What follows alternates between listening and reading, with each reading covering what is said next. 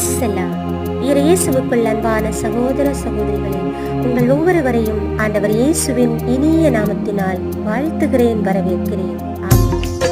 இன்றைய நாளுக்கான இறைவார்த்தை உணவு எசாயா 26:4. ஆண்டவர் மீது என்றென்றும் நம்பிக்கை கொள்ளுங்கள், அன்பு கூறுவே ஆண்டவர் இன்னும் அதிகமா ஆராதிப்பே, இன்னும் ஆர்வமா அன்பு கூறுவே, இன்னும் அதிகமா ஆராதிப்பே, இன்னும் ஆர்வமா முழு உள்ளத்தோடு